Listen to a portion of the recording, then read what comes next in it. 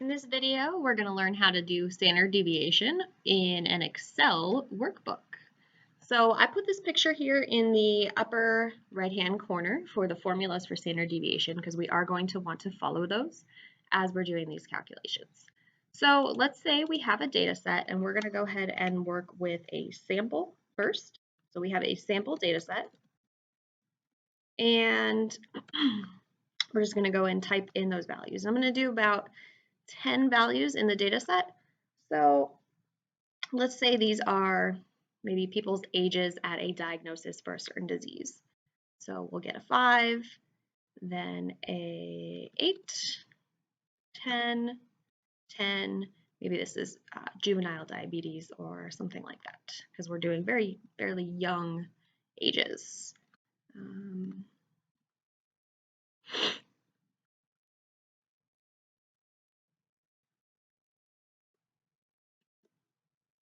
Okay, so we have 10 values here in our data set. 1, 2, 3, 4, 5, 6, 7, 8, 9, 10. All right, so what we want to do here, this is a sample of children diagnosed with type 1 diabetes. We want to find the standard deviation.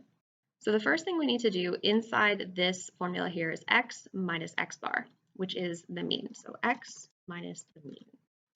Well, we need to find the mean first. So I'm just going to go off to the side to do the mean here, but actually I'm going to add these values. So in Excel, let me go ahead and make this shooting video a little bit larger here.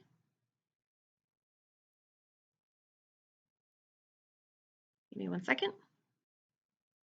Okay, there we go. So we are looking at our bar up here. I'm going to go ahead and find the sum of these. So I can actually just use this button here for auto sum, and it's going to go ahead and highlight these values. And these are the values I want to sum. So I get 82 there. And then I want to find the mean. I'm just going to come here. I don't want to get confused with these values. Actually, I'm just going to go ahead and put a bottom border so I know to stop right there. All right, so here I'm going to go equals. Anytime you want to put a formula in Excel, you'll use the equal sign. So my sum divided by how many I have, which is 10. So I'm going to have 8.2 for my mean. So then what I want to do here is I'm going to do x minus the mean. So I'm going to go equals 5. So I'm just going to grab the 5. I could grab the 8.2, but that means I would have to do it for each one of these. Sometimes Excel is really smart, sometimes it doesn't catch on. I found in this case it's easier to type 8.2. I'm going to do that again. Equals, I'm going to grab the value, minus 8.2.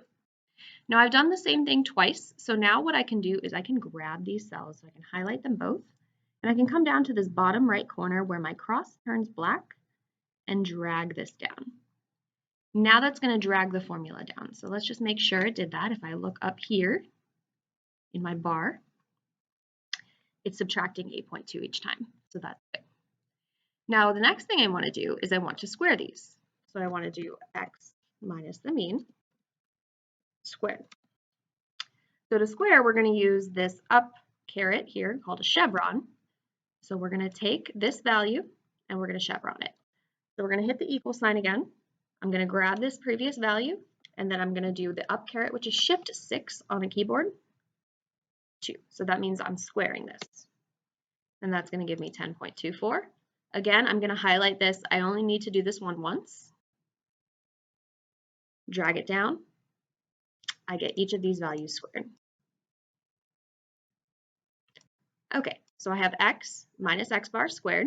The next thing I'm going to do is find the sum. So again, I'm going to come over here and hit auto sum. And I want to sum C2 through 11, so I hit enter. So I get that value, 127.6. So now the formula is the sum of x minus x bar squared, which is this, minus n minus 1. So here I'm just going to come over to another cell and I'm going to go equals the sum of x minus x bar squared divided by n minus 1. I can go ahead and do that in my head. I have 10 data values, minus 1 is 9 data values. Finally, I want to take the square root of that. So I'm going to go equals, and then I want the command square root. So I'm going to type SQRT for square root, and then open parentheses, highlight your value, close parentheses, enter. And then let's say I want to change this to 3 decimal places. I'm going to come here to decrease decimal, 3.765. So that's going to be my sample standard deviation. Let's go over here for the population.